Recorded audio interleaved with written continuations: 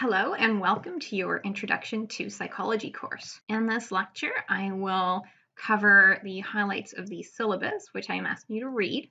We'll talk about the learning management system on Brightspace and the external learning tool we'll use, which is called Connect. We will do a psychological contract activity. We'll learn what a psychological contract is and sort of share our expectations for each other. And we'll talk about the assignment that you have due on Sunday. And then we'll talk about the resources that are available to you at the university to support your success. My name is Tanya, and I'm your instructor. I look forward to meeting you in person when we return to campus in late January. Until then, I'll be available to you by email or through Teams meetings. When we do get back to campus, you can find me in McNally, Main, 310D. If you go to the McNally Main building, 3rd floor, you'll find yourself in between the psychology department and the philosophy department. And now, if you look at that first picture, imagine that the philosophy department is behind me and I'm looking ahead to the psychology department at the hall. Well, you would take a right at what's called the fishbowl or the grad lounge, and then you would take the first door to the left, and that is where you'll find me. You can also talk to me after class when we have in-person lectures. I'd prefer that you didn't talk to me before class because during that time, I usually arrive about at least 15 minutes early. I'm trying to load my PowerPoint, and you wouldn't believe how complicated that could be. Because every time I log into one of those university computers, it's like you're logging into the device for the first time. And there's various hoops I have to jump to in order to load my PowerPoint and get it working. So best time to talk to me, if you want to talk to me around a lecture, it's after rather than before. Teaching assistant is Nikita. Her email is there for you. Nikita will be doing grading for assignments, and she's the person that you'd reach out to if you need to request an extension. As described in the syllabus, if you're going to do that, you need to provide Nikita with at least 24 hours of notice and use a prescribed format to request it. That helps Nikita manage her workload. So let's go over the syllabus. You will find that on Brightspace, and I would like you to read it. It's very important that you read the syllabus for all of your classes. It contains information that you really need to know. It helps you plan and set yourself up for success. It is a sort of a formal contract, and so we are both obliged to adhere to it. Sometimes students ask me to do things that would be outside the syllabus. An example of that is that in this class last year, a student who hadn't done any of the work in November, hadn't bought the textbook, hadn't done any of the quizzes, asked me if I could make the last 20% of the course worth everything. And the answer to that is no. I don't think it would really be a good thing to teach or an ethical decision, but that would be outside the syllabus. So a lot of instructors also get questions that are answered in the syllabus, and you can help your instructors be more efficient by knowing the syllabus, because then they spend less time on those kind of questions and emails, and that frees them up to give you higher quality service. I will be putting some questions from the syllabus on the quiz, which is due Sunday at 5 p.m. You should have gathered by now that on Sunday at 5 you have two things due, a quiz and an assignment. I think they're both pretty easy, so please don't feel intimidated. There are two textbooks for this course. One of them is the sort of theoretical intro to psychology content, and that book is Myers and DeWall's Psychology in Modules, and we're using the 13th edition. There are various purchase options. You can get a used book, you can get a news book or a new book. The SMU bookstore is selling what they call loose leaf copies, and that's like a book without the spine, and it has holes in it that you would put into a binder, and it's a bit cheaper than the bound version. If you are buying a physical copy from the SMU bookstore, please don't go and buy the textbook for a different section. There are 4 sections of this class, A, B, C, and D, and you're in section C with me, and we're using the Myers and DeWall text. There are various different formats that you could buy the book in. So you could get a print copy, you could get an ebook, you could get a fancy ebook called LaunchPad, and you don't need to do that, though you may choose to. Some students ask me whether they can use a different version of the book in the sense of a different edition. Like, can they use the 11th edition in chapter format? And I believe that there's a free PDF of that online that you could find through Google. I would say you could do so at your own risk. I have not based those editions. I have not read those editions, and I base my test questions and my lectures off the 13th edition. And practice editions can be very, very similar to each other. If you want to do that, what I would suggest is that you compare that resource to the books that I have on 2-hour reserve at the library. If you don't want to buy anything, you could borrow it from the university library for about 2 hours at a time. You do that from the circulation desk. I'm going to click on this link here because I want to show you the textbook publishers page. This link is in the syllabus. And you can see the different formats that Macmillan sells it in. So there's the ebook for $75, the loose leaf book for $140. Ouch. Might be less in the bookstore, I don't know. And then there's the paperback copy. And then there's something called LaunchPad, and that's an ebook that has some fancy bells and whistles, including something called adaptive learning. So it has some technology that will coach you through the text. It will give you questions, and if you answer, depending on your answer to the question, it will guide you to more similar questions until you learn that, or it might determine that you've already learned that and you'll have a shorter quiz to write. And if you want to do that, you can do that, but it would be your own choice. In the past, I have required students to get LaunchPad. However, it creates a cost barrier, and it also created a lot of extra hassle for me, although I will say that the students did like it, and it did seem to support their success. So that is available to you if you want it, but it is not required. If you get the ebook, it looks something like this inside. So here's the table of contents, and let's say you wanted to go read module 1. You'd click on that little triangle to expand part 1. Read the text that you are going to read is contained in that option there called module 1. What is psychology? You click on that and it would open the ebook. All the other stuff that you see there is an example of stuff that comes with the LaunchPad version of the book, which is the one that I have. And there's sort of video activities, concept practice, and learning curve. That's the adaptive learning. However, none of that is required. So you just want to do your reading by opening up that module 1. This is what the ebook looks like. I would like to draw your attention to the fact that there is an option to have a robot voice read the book to you, and you can decide how fast you want that robot to speak. And what some students like to do is play that voice while they read, and that might help them focus. You can highlight the text, and then your highlights would be shown under the Notebook tab. And I think doing that might be a good way to prepare for your text. So again, you can get a bare bones ebook or print book, or borrow the library reserve copy. You do not need to get LaunchPad, but you might want to. This is what the adaptive learning system looks like in LaunchPad. So here's the adaptive learning assignment for module 1.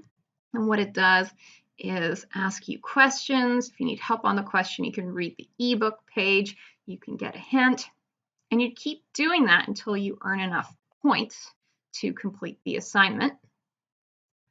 Last year, I assigned students to complete the adaptive learning assignment for each of the modules, and there are about 50 of them, so that meant about 50 assignments.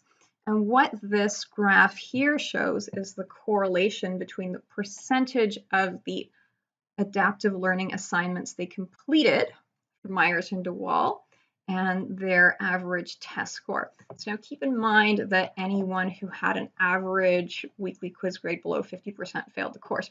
What you can see over here is that among those students who did all their adaptive learning assignments, none of them failed the course. See, all these dots are over this orange line. And when I step back, you see that relationship, this positive correlation of 0.88. It shows that the more of these assignments they did, in general, the higher their grade was. The second book we'll be using is called Power Learning in Your Life: Essentials of Student Success. And it applies principles of psychology to supporting your success as a student. You do not need to purchase this book. It is available to you as a smart book. It's paid for by the university. You can access it through Brightspace. I'm also placing 2 copies of an earlier edition on 2-hour reserve at the library. I will note that it does not have chapter 12, which we cover in week 6. You'll need to read that through Brightspace. The Feldman and Lavoie text is offered through an external learning platform called Connect, and there are some steps that you have to go through. Those are described in the syllabus in order to set up your Brightspace to link with Connect. These slides here were provided by the publisher of the Feldman and Lavoie book, and they provide some information about the setup that you might like to look at during your free time. I will load these PowerPoint slides to Brightspace. They indicate that you can read the book through an app on your phone, so you don't have to be on your desktop computer. Here are the steps for registration. These are also in the syllabus, and they provide a walkthrough of what that looks like. And they also note some best practices, so you'll have the best results if you use Chrome as your browser, for example. And then they give you some links for accessibility and support. There's also a video that they made for you, and the link is there, and you can go watch that on your own time if you'd find that helpful. Let's go to Brightspace and see what that book looks like. So here's an example of what a chapter looks like, and I'll show you how to find it. So I'm going to minimize this. I'm going to go to Brightspace. You will not be using Connect until week 4, so you don't have to set that up right yet. When you do, I'll show you what that looks like. Here are the chapters, or chapters 3, 4, and 5, I'm sorry. And you'd click on this and it'd take you to the chapter. So let's open this. Chapter 3, launch.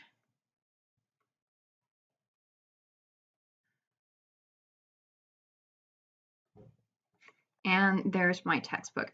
Notice again that you have that option to have the book read aloud to you. Right? So now let's look at the adaptive learning assignment. So back under the content for week 4, notice that you will not be able to see this because it's still hidden. It's not quite ready for you yet. And here's the adaptive learning assignment on the bottom. So I'll open that. Launch. I want to preview it as a student. And it takes you to something that looks like this. And so when you're ready to answer the questions, you answer them here. So it says, reading in college and university is challenging because, and I will give it an obviously wrong answer. Much of what you read is not important. I'd say, I really don't know what I'm doing. I'm highly confident. And it'll show me that's incorrect. and it'll tell me what the correct answers are. Notice that sometimes there's more than one correct answer. You can go back to the book if you want to sort of check your answer. But the important thing about these adaptive learning assignments in Connect is that you can keep going until you get 100%. There's 5 of them. They're each worth 2%. And so that's an easy 10% of your grade. Just sort of keep going until you earn all the points. So let's say that I'm going to keep going. Research has shown that claims of speed reading are simply groundless because it is unlikely that any system can. I was wrong. Okay, I was wrong twice, and it's not going to let me keep doing that. It's not going to let me keep kind of guessing. I haven't done my reading, so now it's going to send me back to the book. Okay, and it actually sends you back to where the answer is. Okay, so it'll help you out like that. But basically, keep going, get enough of the questions right, and you'll earn all the points, and you'll get 100%. Last year, there were a total of 8 assignments for Connect. This time there's only 5. What this graph shows is that among those students who did all their Connect assignments for Feldman and Lavoie, well, they all passed the course, right? They all had an average final quiz grade that was above 50%. And stepping back, you can look at this general relationship. There's a correlation of 0.8 there, and it shows that the more of these assignments that they did out of 8, the better their quiz grade was. And the quizzes were actually based on a different book, on Myers and DeWall. So it does suggest that doing those assignments supported student success. As described in the syllabus, your grade is based on 12 weekly quizzes. Each quiz is worth 6.25%, and you have 30 questions and 30 minutes to answer them. It's all open book, so before you write your quiz, prepare your notes, have your text highlighted, and then go and find your answers. There are, as I mentioned before, 5 of those adaptive learning assignments. Each are worth 2%. They're for Feldman and Lavoie. Remember, I'm not requiring any adaptive learning assignments for Myers and DeWall. If you want to do those, you can elect to do so. And then there are 3 assignments, or you could say there's one assignment with 3 parts, and each part is worth 5%. More on that later. Time management is important. As a rule, you should be planning to spend 10 hours per week on each class that you're taking. The rule of thumb is that you spend 2 to 3 hours on coursework for every hour that you spend in class. We have 2.5 hours of class, and so what that means is that you're spending about 5 to 7.5 hours on coursework outside of class. Okay, so you can set yourself up for success by making a plan of where and how you're going to find that time, committing to it, and then adapting it as necessary. On your assignment, I will be asking you to think about how you're going to find that time every week. The syllabus contains a course schedule. I snipped this out from week 5, and every week I tell you how many pages of reading you have and what assignments are due.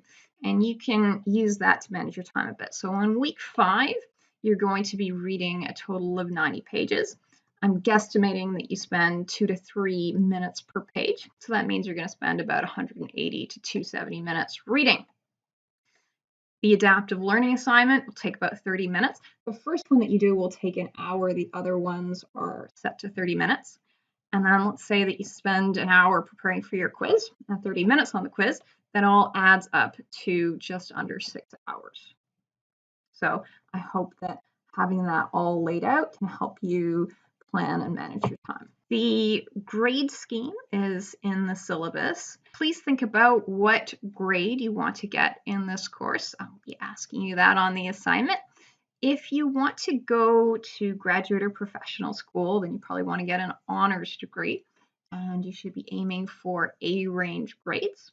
If you are not going to be doing that and you're going to graduate and go out into the workforce, then you need to pass. Employers care that you've completed your degrees and that you have good skills. So good professional skills, doing things on time, being reliable, having good social skills. They care about your work experience, and you want to have 3 solid references. However, they're not going to ask you for your transcript.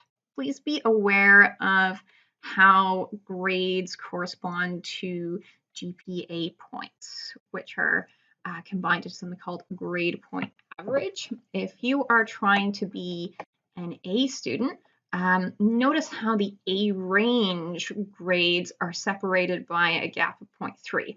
So an A plus gives you 4.3 GPA points, but an A gives you 4, and an A minus gives you 3.7. Notice how there's a gap of 0.4 between the A range and the B range. What that means is that if you get a B plus, it's going to pull your average down disproportionately. And then there's another gap of 0.4 between the B and the C range, and there's a very large gap of 0.7 between the C and the D range. You don't want to get too many Ds, even though a D is a pass. They have a negative influence on a transcript. You can end up on academic probation. So you want to, definitely stay in the C range, at least. My philosophy is to use multiple low-stakes assessment. There are no exams in this course. I don't really like using high-stakes assessment. We have a really big exam, and let's say you feel stressed about it, and you have test anxiety, and you cram for it, and maybe you have a bad week and things go wrong, and you end up, say, failing your exam. What I prefer to do is to use a lot of little quizzes, so you can learn to be good at taking tests and learn how to prepare for tests and learn how to answer test questions well and have enough chances so that you can get better at doing that, and so that if you sort of fail one of them, it's not a big deal. My idea is that this will help you spread your work out. So instead of cramming for an exam or cramming for a final, you do have to read your, say, 6 modules a week.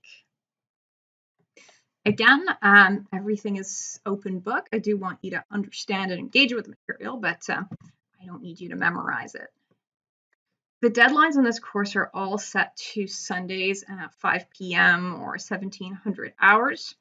If you need an extension, you would request that 24 hours in advance from Nikita using the format in the syllabus. And you don't need to explain why. That's sort of private or personal information. And if you miss a deadline, and there are extenuating circumstances, then there's an extenuating circumstances form that you need to submit to me. Many students need certain kinds of flexibility on, say, deadlines in general. I think you have that in this course at the class level, but you might want that for your other courses. And sometimes students need extra time on tests. So it's common to see accommodations for time and a half or double time.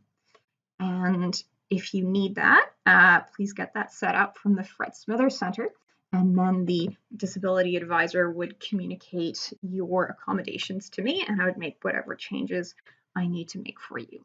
The keys to success in this class are to be planful, proactive, and prepared. Do not procrastinate. This is not a class that you can cram the entire textbook for the day before an exam. You need to keep up with your readings, and you need to get your quizzes and your assignments in on time. If something comes up, if you need something, please let me know.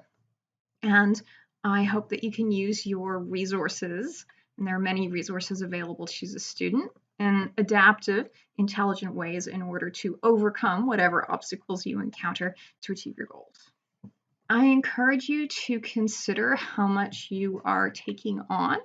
The course load for a full-time student is 3 to 6 courses. So keeping in mind that each course is about 10 hours a week, then that corresponds to 30 to 60 hours a week. Statistics Canada defines a full-time job as 30 hours a week. That's 3 classes. So you're taking 3 classes, you have a full-time job. There are busy, dedicated professionals who work 50 to 60-hour weeks, but that's often at the cost of a personal life or self-care. So consider the number of courses that you're taking in your bigger context. Do you need to have a part-time job? Are you volunteering? Are you involved in student life and extracurriculars? Are you juggling relationships, say elder care? And you have self-care needs. We all have basic self-care needs, but some folks, say students with chronic conditions, need extra time for self-care. Let's take a look at the class Brightspace. Here's the course Brightspace page. On the sort of opening main page, you can see my news updates, and I will post things there. Please keep an eye on that. You will find the course content under appropriately titled Content. And right now, you'll be able to view week 1. You can see I have subsequent weeks hidden while I prepare that. But here, under week 1, you can see the syllabus, which I'd like you to read. I posted the readings from Myers and DeWall for this week while you get your textbook. However, I can't continue to do that, so please make whatever arrangements you need to get your book. They are there for now. Here is your week 1 quiz. Again, you have 30 questions, 30 minutes, and about half of it's on the syllabus, and the rest are on the motivation readings in the lecture that I have not yet recorded or posted, but I will. And then here is your assignment, and then the grading rubric for the assignment. Please look at the rubrics for the assignment because it is important to know what is expected and how you'll be evaluated. And then there's a discussion forum if you'd like to post any questions or comments. I will post my lecture PowerPoint decks on Brightspace every week. An easy way to take notes is to print those out. You can get them in like a 3-slide view with a notes section. And then that's an easy way to take notes while you're listening. And it's also where the grade book is. Let me show you that. You would just click here, Great. And the grade book is all already set up for you. And it shows 0 until you've done it. And then once you have submitted your quiz, it will be automatically graded. And then it will take sometimes a couple of weeks for Nikita to get the grades up for the assignments. But when they're ready, they will be posted here. And it will also calculate your final grade as you go. So you can keep an eye on that. Now I'd like to talk about psychological contracts. In life, in relationships, we have expectations of each other. And to have successful relationships, we do well to articulate those expectations to each other. That way we know when we're meeting them and how to adjust if we're not. A psychological contract is a term that comes up in the psychology literature in, say, organizational change and development or organizational psychology. It's a very workplace word. It is a perceived, unwritten agreement between people. So the syllabus is like a formal contract, and it's written, but psychological contracts are a bit more subjective. And I might have a sense of what I expect from you as a student, and you have a sense of what you expect from me as a teacher.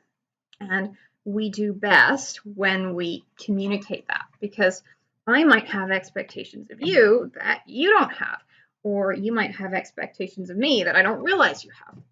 So we can set each other up for success by communicating them.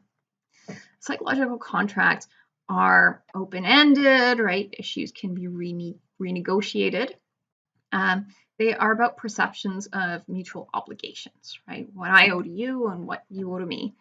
And very often in life, they're uncommunicated. And that is a cause for a lot of relationship conflict because they can be violated. Think of some time that you got in trouble either with your boss or maybe your partner or your teacher because you didn't do something that you didn't even know you were supposed to do. So in order to explore this idea of psychological contracts, think about your expectations for yourself. So think about what it means for you to be a good student, be the best student you can be. You need to be specific enough so that you know whether you are meeting your expectations. So if you say, be prepared, well, what does that mean? It's more specific to say, well, I'll have all my readings done before lecture.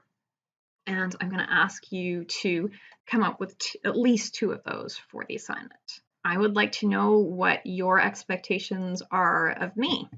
So think about, what are you hoping to get out of this class? Maybe think about good experiences you've had in the past, that you have some idea of what a good teacher is. And maybe you've had bad experiences in the past, and you have some idea of what a bad teacher is like, and you hope that I won't be like that. But what I would like to know is, at least 2 of your expectations for me. Last year, I had students come up with these in groups in class, and you can see that their number 1 was answer emails. Now, I would like this to be specific enough for me to be able to know whether I'm meeting it. So if you say answer your email, well, if I answer your email in a month, I've answered your email. That's not what you were hoping for, right? So you might want to say something like answer your emails within 2 business days. Be reasonable. The point is to be specific. I have expectations of myself. I hope that I can provide you with a learning experience that will be of lasting value, so that there's something you learn from this course that's more than just a credit or a grade on your transcript, that maybe a year or 2 or 10 down the road, you'll be able to use something out of it. I think that's my highest standard, really. I navigate myself according to my values. It's important for me to give you a professional standard of service. I want to be prepared. I want to be rational and reasonable. I want to be fair and adhere to any code of ethics or university policies, laws that apply to me. An example of a provincial law that apply is the Privacy Act, the FOIPA Act. So I expect that I'll be protecting your privacy as a student. I'd like to respond to you helpfully within a reasonable time frame.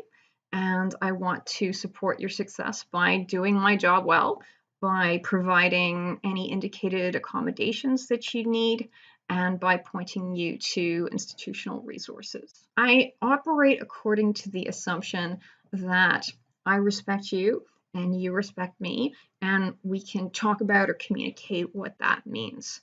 I need you to take personal responsibility for your success in the sense of doing your readings, taking your notes, listening in lecture, being prepared for your quiz, and answering your assignment questions thoughtfully and in good faith, right? Try to stay on schedule.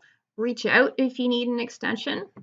And then I will take professional responsibility for your success by doing my job well, by connecting you to the institutional resources that support your success. And if you need something, please communicate with me forthrightly. We'll sort of work something out, but do not cheat. This comes up almost every year. I don't want to give examples of what cheating is, because that can kind of give folks ideas. A good rule of thumb is that if you think it's cheating, it probably is. There are academic integrity policies. I have pointed those in the syllabus, and I would ask you to read them. And then I would like you to be aware of and to use your resources, and some of my assignment questions are about making you aware of those. There are many things that I can't do as an instructor. So as an instructor, I have to stay in my lane. My job is to sort of teach content, but I need to trust the other professionals at the university to do their job. So let's say if you need accommodations related to a disability, you need to work those out with, say, the Health Center and the Fred Smithers Center, and then those would be communicated to me by your disability advisor. But it would not be up to me to decide what your accommodations are. So let's go and take a look at the assignment in Brightspace, and I'd also suggest that you take a look at the grading rubric to see what's expected and how you'll be evaluated. I'm not going to go over the whole assignment here because I think it's explained in the rubric. Please take a look at that and let me know if you have any questions. I do just want to go over question 1. For question 1, click the link, which psychologists use tests in order to measure things we can't see. So the exams in a course, or the quizzes in this course, are psychological tests that, however imperfectly or however well, measure your knowledge of the course material. An IQ test tries to measure your intelligence. And there are many, many different kinds of psychological tests that tap into your skills or your abilities, your identity, your values, your personality, and so on. And I would like you to take this one for a spin. So after you click the link, just enter your name. And you'll get this test. So the first question says, different people use different strengths to build their careers. No one's good at everything.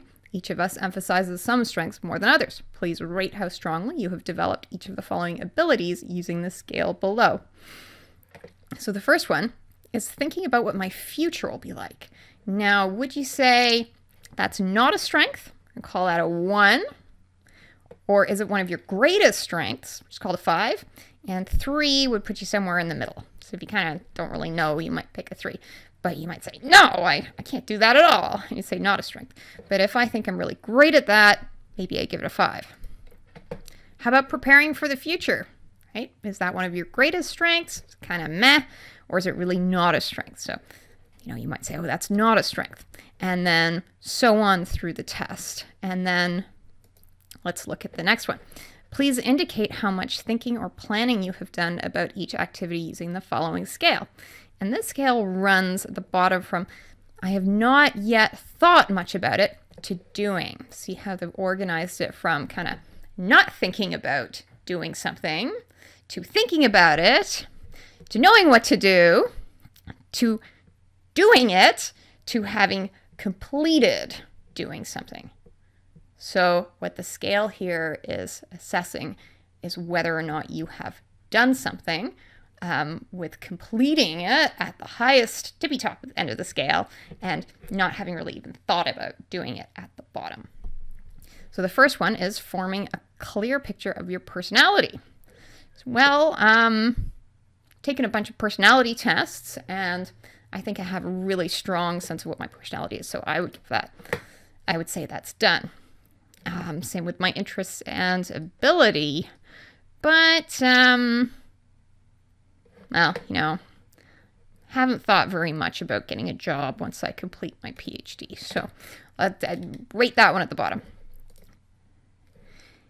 Next is please rate your agreement with the following statements. And this is a very common scale in psychology, going from strongly disagree to strongly agree, a 5-point scale with a neutral point at 3 in the middle. You'll see a lot of these in psychology.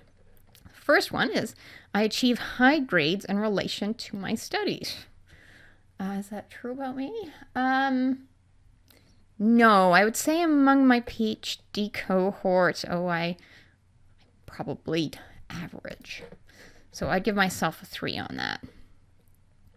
Regard my academic work as top priority. Yeah, I definitely do. And so on through the rest of the psychometric test. Next one, please rate your agreement with the following statements. This goes from strongly disagree to strongly agree. And this time you have a 7-point scale. It gives you a little bit more flexibility, and it still has that neutral midpoint, this time around 4. First one is, I'm a hard worker in my classes, and, well, let's say, what would I say? Yeah, I am. And go through the whole test. I'm certainly not judging you on this. I want you to learn about psychological tests, about their strengths and their weaknesses, and I'll get you to, come up with some hypothesis and, look at the data to see whether you're right or not. So this is for your education. Once you've completed the survey, you get a code, a 4-digit code. Take that code and go and plug it in over here. And that's how you answer question 1. But please answer all the questions. I only answered a few as an example. Please answer them all. There are no right or wrong answers. It's something that's supposed to be helpful for you. And just please respond honestly, that's all. And then the other questions are mostly self-explanatory, like why are you taking the course? That's about your own motivation. And I look forward to seeing your responses. I want you to be successful in this course and more broadly as a student at this university and in your life. And I'm sure you want that too. But so let's talk about the resources and responses that we can leverage to support your success. Success and resilience are the outcomes of adaptivity. If you ask what are the most successful plants or animals in the world, and you'll come up with answers on Google like the dandelion, like ants, like people, or that funny little animal there that's called a tardigrade or a water bear. What these species all have in common, actually grass is up there too, is that they're highly adaptable. Consider the dandelion. It grows all over the place and it's very hard to get rid of. And you try to get rid of them and they come right back. And that's because they have all kinds of wonderful adaptations. One of them is that they're able to grow to the height that your lawnmower cuts them to. So where the grass grows long, your dandelions will be really tall. But if you mow your lawn, they'll learn to grow like about an inch high. And they have those wonderful little helicopter seed pods. Let's take a look at those ants. Ants are one of the most successful species. You can see they've made a bridge out of their own bodies that the other ants are getting across. They're being adaptable. Humans are highly adaptable. Humans live in many different cultures all over the world in very different climates. And think about grass. Okay, grass is one of the most common plants. It grows on mountains, it grows in the woods, and it grows on the street, and it grows out of the cracks in the sidewalk. Grass, again, is very adaptable. You'll hear about adaptability a lot in this course. Psychology as a discipline is the intersection between philosophy and biology. And if you've taken a biology course, as you would have probably in grade 12, a lot of it's about adaptability. It's about how different animals have evolved to live in different environments. Psychology applies that lens to human behavior. So to be successful, your behaviors need to be adaptable. We'll talk about what that means. Resilience is a word you hear a lot. As you go through life, as you go through this course, you will encounter obstacles and barriers. There's no one for whom barriers don't exist, and those are all different for us based on our different circumstances and contexts and identities. What does resilience mean? Resilience is something that's actually assessed or awarded after the fact. If we think that somebody is going to fail, if we think that everything is against them and they're not going to make it, but we're wrong and they do, we say that they're resilient.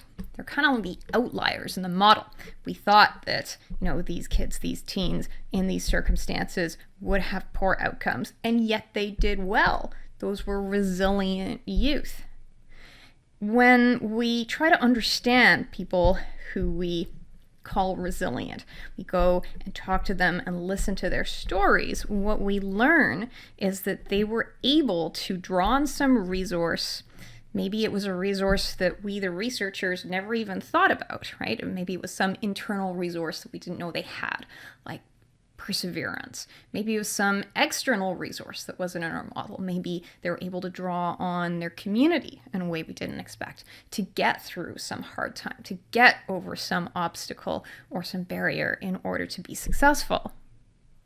And what does success mean? We can ask that too. Well, it means achieving the goal that you set for yourself.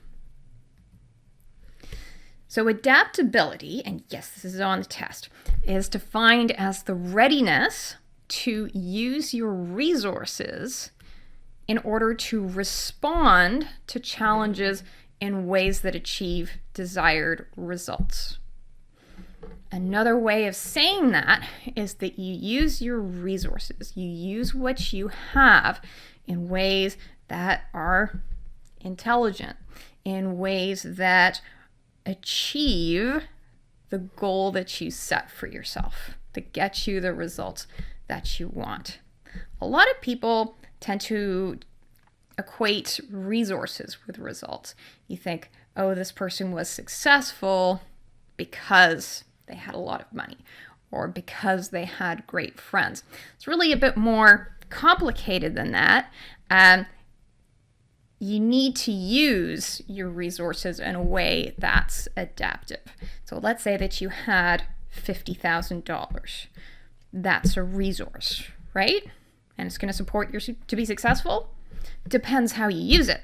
So if you have $50,000 and you spend it all on really healthy food, or you spend it on getting an education that's going to get you to the career that you want, then sure, you'll be successful. That'll support your success. But if you took that same resource, that same $50,000, and you spent it on crystal meth, well then that's not going to go so well for you. You get the idea. There are internal and external resources. Your confidence is a resource. The fact that you care is a resource. And then there are external resources like your finances, like the services that the university provides, like, say, your family. The responses sort of have to be adaptive. So this is kind of like the $50,000 example. That's an external resource. Now let's think about an internal resource. So one of your resources is your concern about your future, right? About the fact that you care. So let's say that you care about how well you do in this course. And if that caring makes you go do something adaptive, like study, then you'll get a good grade and you'll be successful. But now let's say that you care about the course, but that makes you feel uncomfortable because you're, say, afraid of failing. And let's say you do something maladaptive.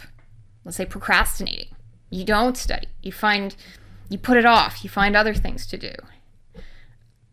Well, then you're not likely to get a good grade, right? And then you wouldn't be successful. So you take the same resource, which is your caring, your concern about the future. Now you have to go and do something adaptive with it in order to get what you want. You can cause wonderful positive spirals. So let's say you care about how you're going to do, and therefore you go study. Well, you're probably going to get a good grade, and now you're going to feel better about yourself. You're going to feel more confident. You've practiced studying, so you're going to be better, even more efficient.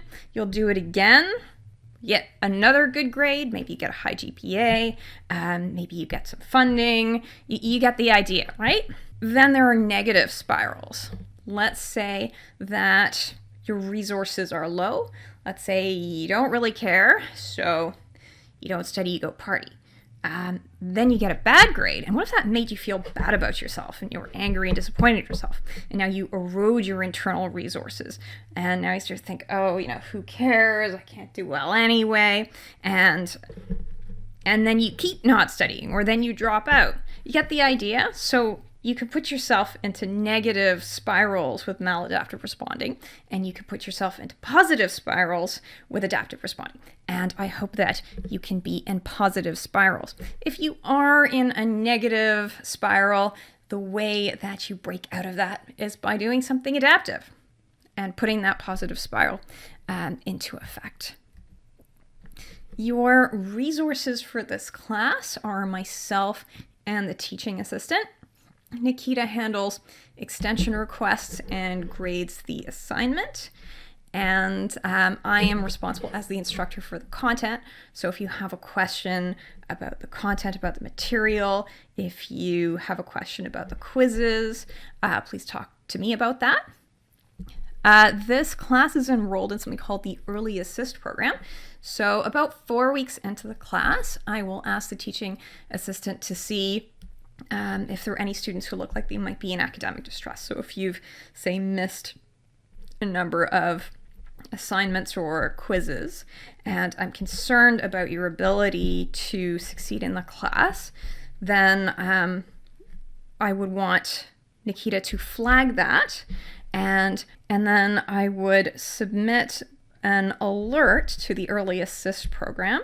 And that goes to some very helpful folks in the dean's office who would connect with you and just try to make sure that the university was supporting you to the best of its ability. So there are many different reasons that people struggle academically, and sometimes they need to be connected to learning skills support. Sometimes they need to be connected to, say, personal counseling. There are many different reasons, and the good people in the dean's office can help you get set up if you're struggling.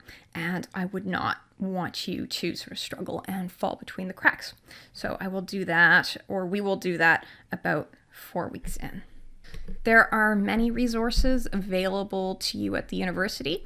There's an undergraduate program coordinator, that's Dave Bourgeois. There's an undergraduate program advisor. Her name slips me at the moment, but this is somebody that you could sit down with and talk about which courses you should be taking. There's a writing center to support you with your writing skills. There's a SNAP Center for Science and Numeracy and Academic Proficiency. There's a psychology version of that, since you'll be taking statistics later on in a psych degree. It's called PSNAP. My point there is that there are so many things to support you here. There's also student services like counseling, career and experiential learning. We have a health center, and there's services and advocacy for various identity groups. So there's a women's center, there's an Indigenous and a Black student advisor. There is an accessibility center for students with disabilities. One of your assignment questions is to look at the resources that are available and think about something that you might use and to know how to access it. There's also a student union as well. If something isn't right for you in the course, please talk to me first and we may be able to negotiate some solution.